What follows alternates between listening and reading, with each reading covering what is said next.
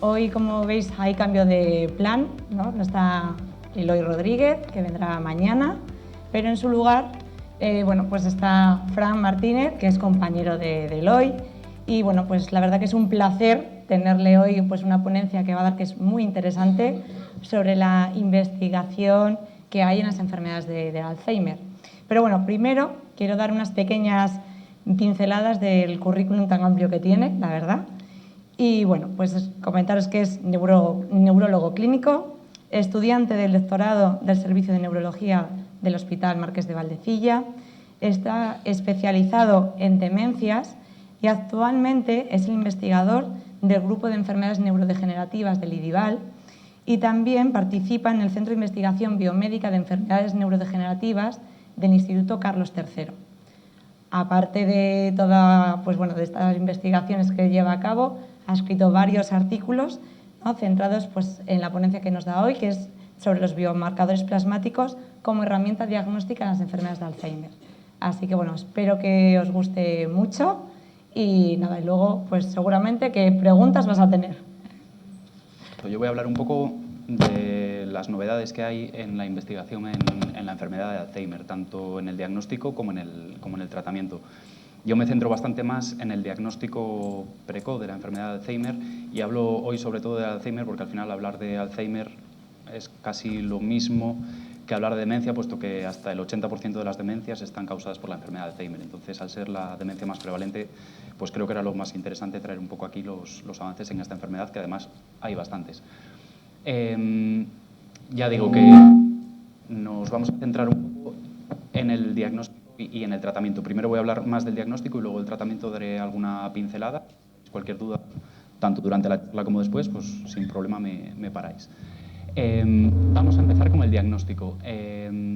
Sobre todo voy a hablar de los marcadores plasmáticos en la enfermedad de Alzheimer, marcadores en sangre, que hasta ahora no lo había y que creo que es muy interesante porque, bueno, vamos a definir primero lo que es un biomarcador. Un biomarcador es un indicador de un estado biológico, es cualquier cosa que podamos medir de manera objetiva y nos refleje tanto un proceso biológico normal como una enfermedad, un proceso patológico o la respuesta a un tratamiento farmacológico.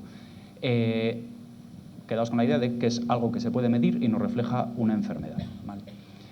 En la enfermedad de Alzheimer tenemos muchos tipos de biomarcadores. Los tenemos por imagen, imagen estructural, como sería la resonancia magnética.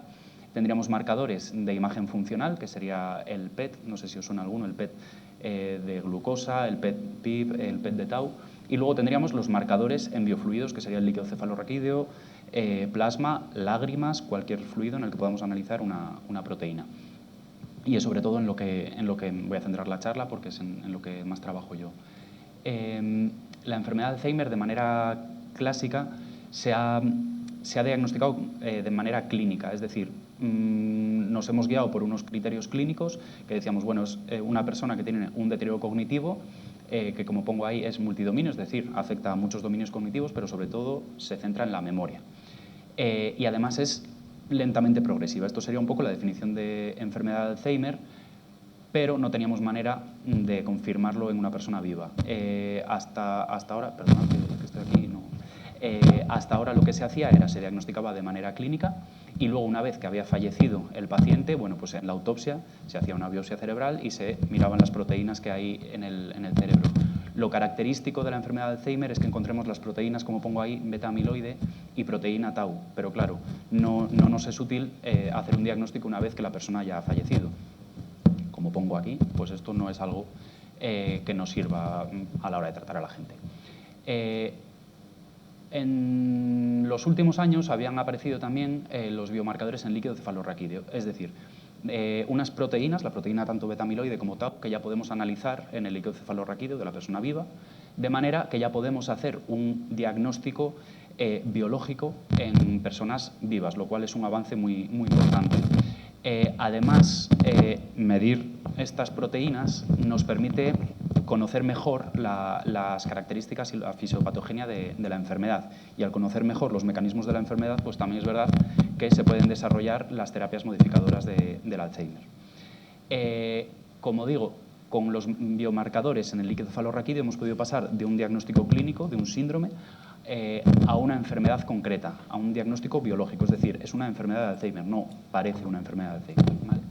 Y esto es muy importante porque, aunque el diagnóstico lo hagan personas expertas, lo que se ha visto en las series de casos es que hasta el 10-30% de las personas que tenían el típico cuadro clínico de fallos de memoria progresivos y demás, luego en la anatomía patológica no veíamos la proteína beta-amiloide ni la proteína tau. Y esto es porque hay muchos tipos de demencias y porque... Esto no sé si está... Sí, espera, mira, vamos a hacer una cosa. Levanta un poco más la voz.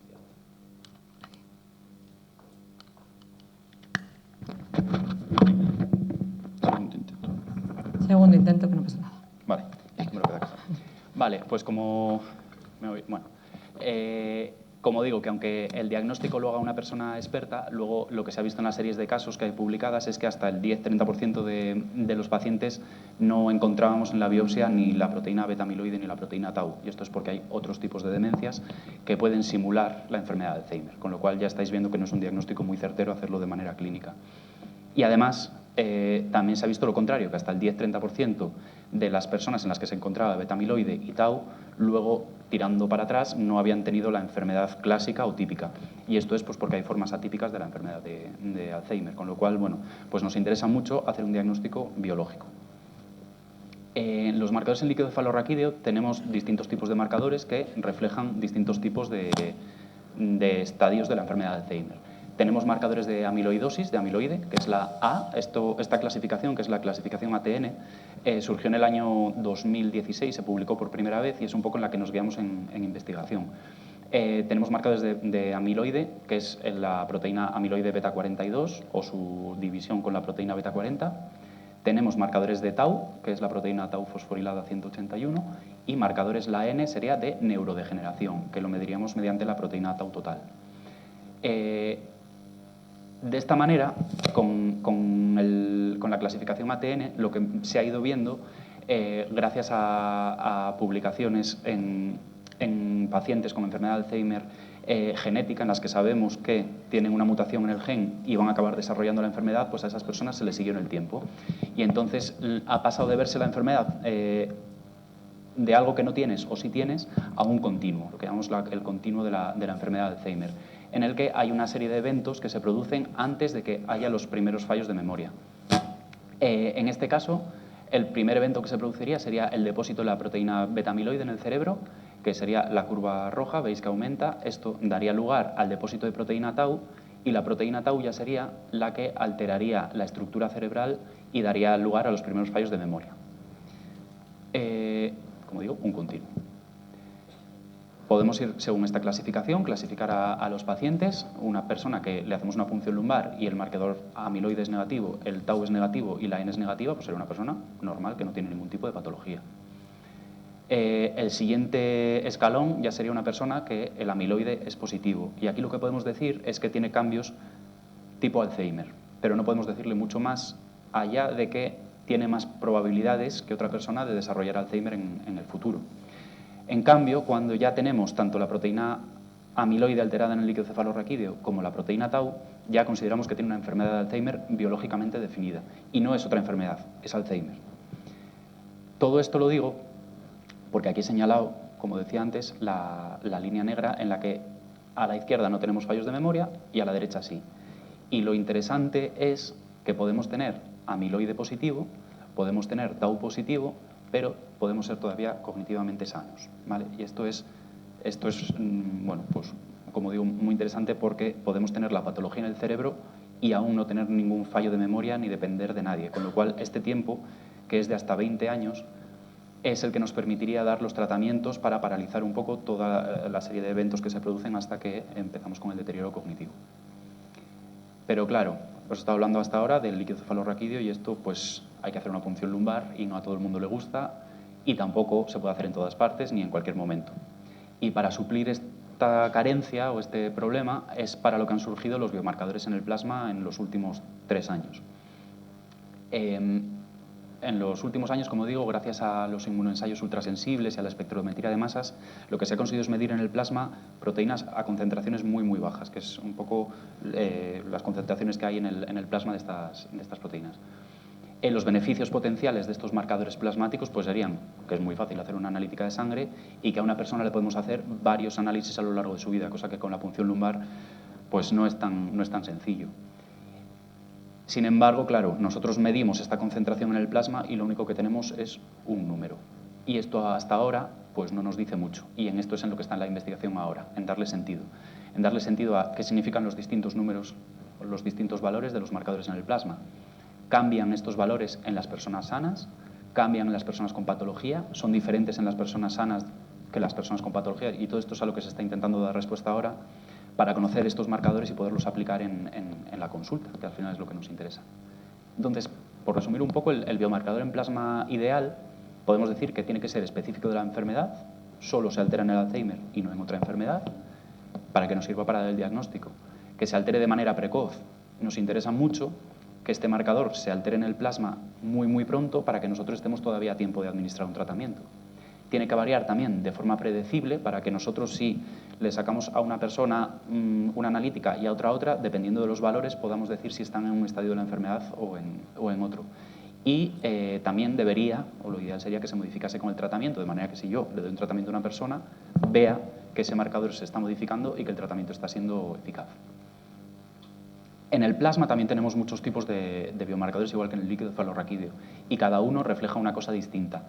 Se está buscando el marcador ideal, y luego os daré una pista de que parece que lo hay, pero es probable que en un futuro lo que se vaya a utilizar es los distintos marcadores de manera combinada, porque cada uno aporta una información distinta. Tenemos marcadores de patología amiloide, que igual que en el líquido cefalorraquídeo es la beta 42, tenemos marcadores que reflejan el depósito ya de la proteína tau, que son el tau 181, como el líquido cefalorraquídeo, el 217 y el 231. Luego tenemos marcadores de neurodegeneración, que son los neurofilamentos de cadena ligera, y marcadores de neuroinflamación, de inflamación, que es sobre todo la proteína glial fibrilar ácida. Luego os los voy a explicar un poco rápido todos. Entonces, bueno, como digo, cada uno tiene su dinámica y lo interesante es conocerla para poder utilizarlos en la práctica clínica. Lo mismo que antes os decía que los biomarcadores en líquido cefalorraquídeo se comprobaron a partir de lo que sabemos en las autopsias cerebrales, los biomarcadores en el plasma los estamos validando comparándolos con el líquido cefalorraquídeo. Entonces, os he hablado de la proteína beta 42 y ya beta 40.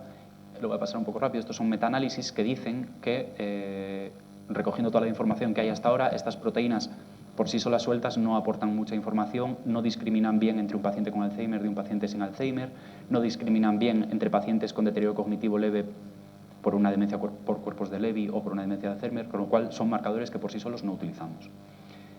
Sin embargo, cuando hacemos esta división, que tiene su sentido hacerla, lo que se ha visto es que funciona mucho mejor, está, en este caso a todos nos suena alto malo, bajo es bien, pero bueno, en este caso es al revés, bajo está alterado. Entonces, la ratio de beta 42 a beta 40 está significativamente disminuida en pacientes con enfermedad de Alzheimer respecto a otro tipo de demencias. Y además, esto pasa incluso en las fases preclínicas, es decir, lo que os decía antes de cuando todavía no tenemos fallos de memoria.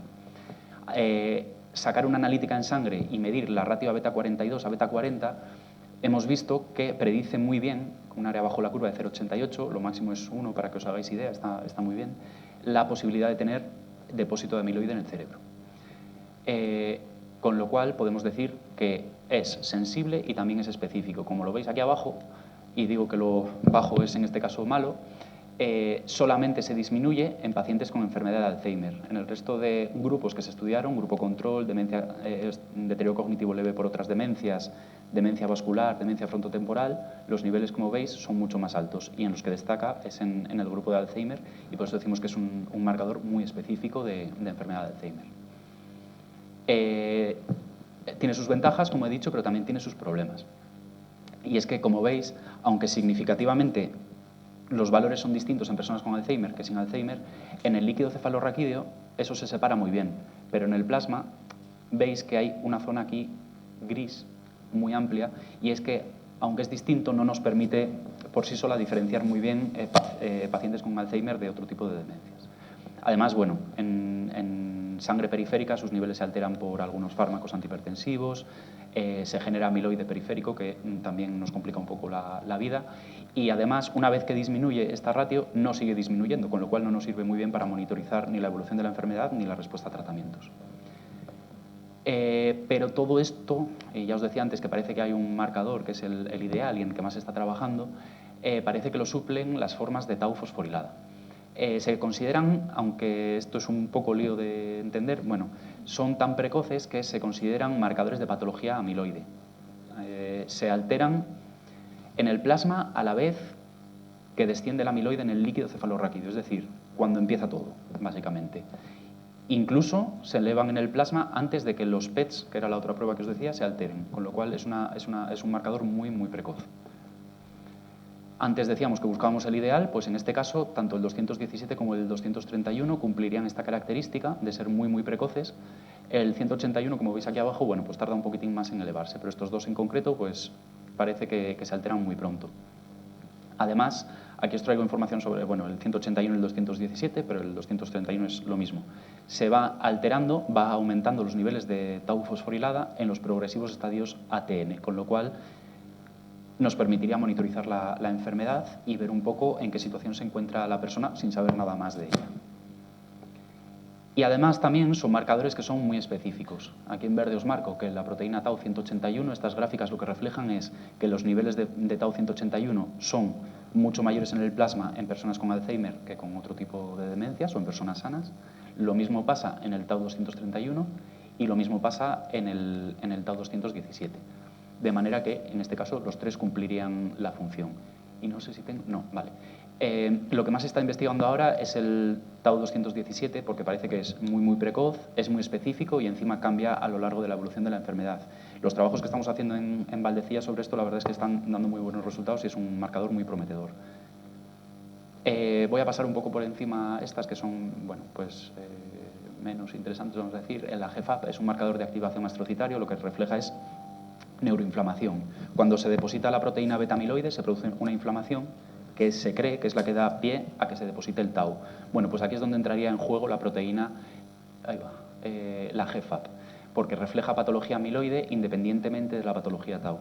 Luego además se relaciona en el futuro con el declinar cognitivo y con la atrofia cerebral, y la curiosidad que tiene es que refleja amiloide en el plasma mucho mejor que lo hace en el líquido cefalorraquídeo, y esto no sabemos aún por qué es.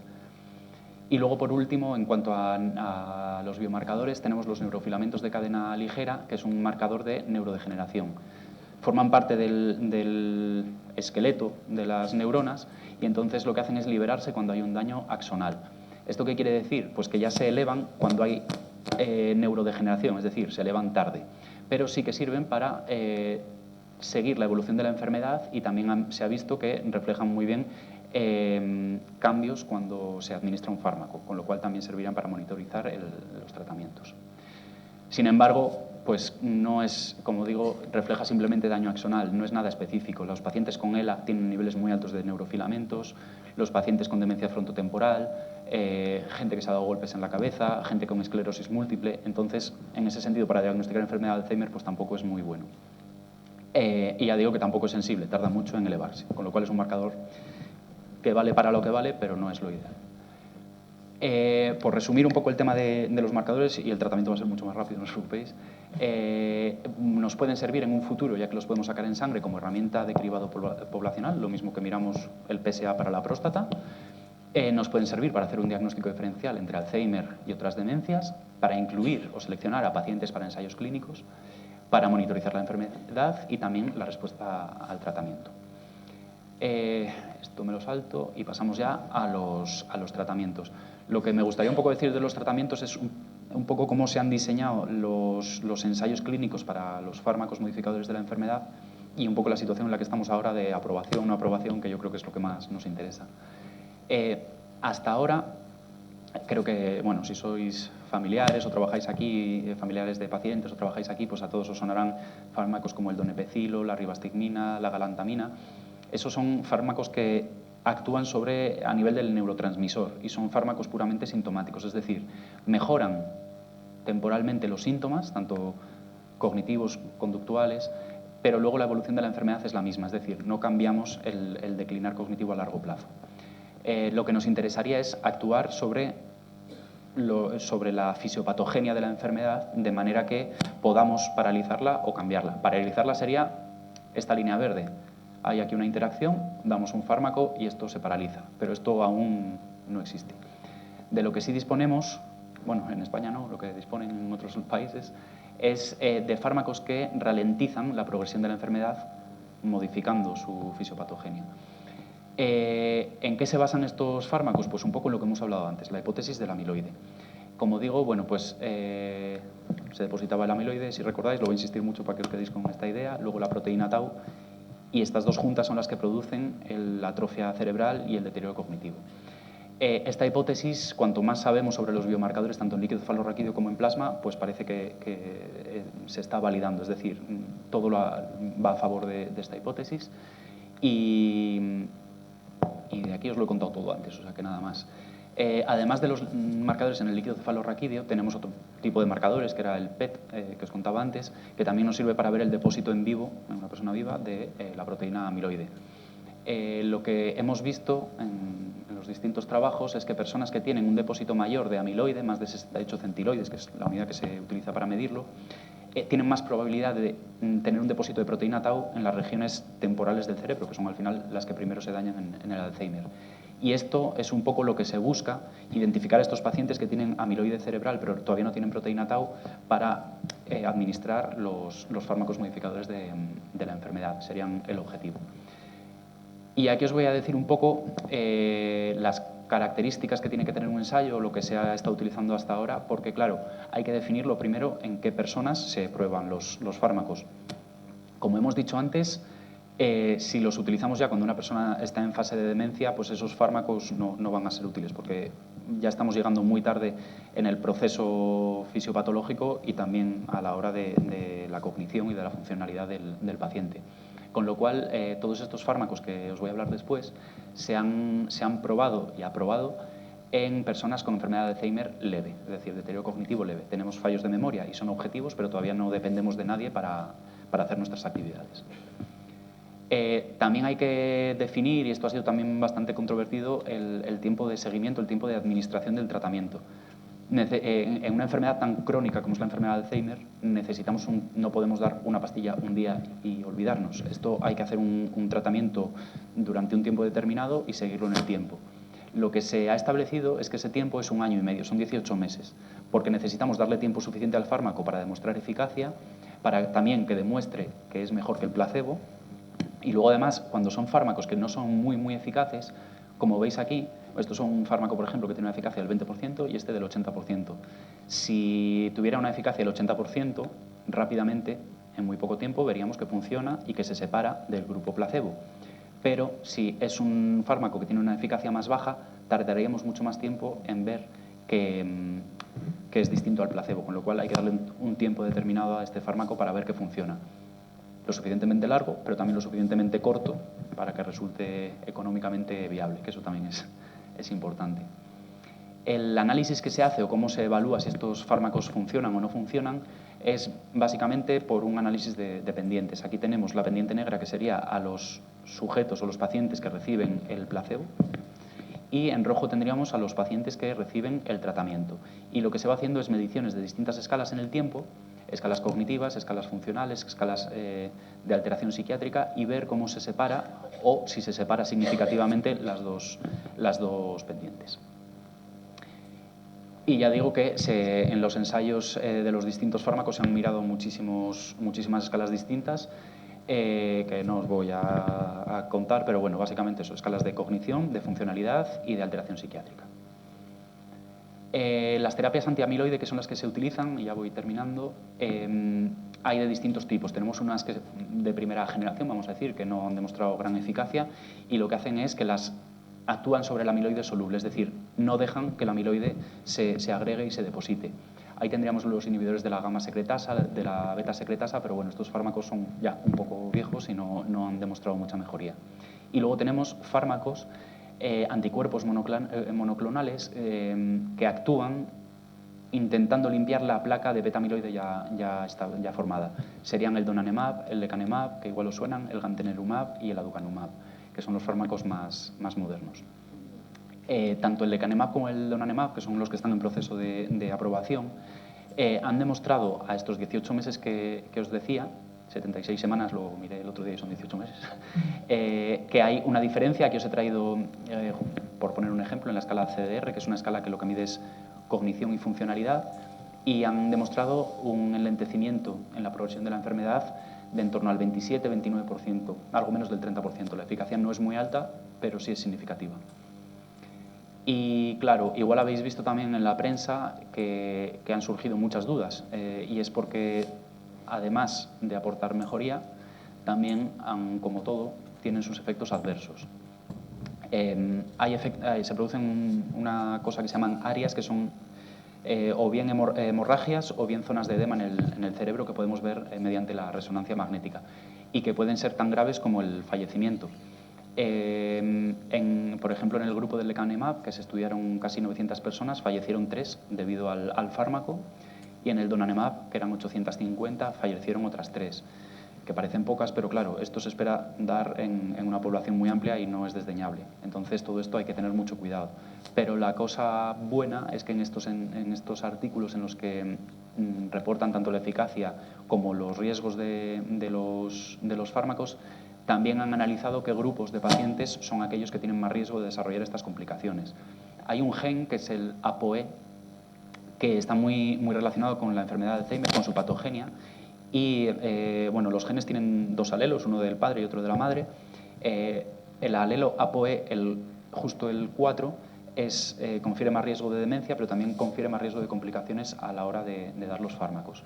Lo que se ha visto es que las personas, que serían aquí las que están en rojo, que no tienen ningún alelo 4, tienen un riesgo determinado, del 5, de lo que sea, de tener estas complicaciones. Los que ya tienen un alelo 4 sería la línea verde, es decir, incrementa el riesgo, y los que son homocigotos, es decir, tienen 2 alelos 4, son los que claramente tienen un riesgo incrementado. De manera que esto, bueno, pues habrá que debatirlo en el futuro, porque ahora mismo la aprobación para el lecanemab se ha hecho por parte de la FDA en Estados Unidos, está aprobado, y en Europa lo han rechazado.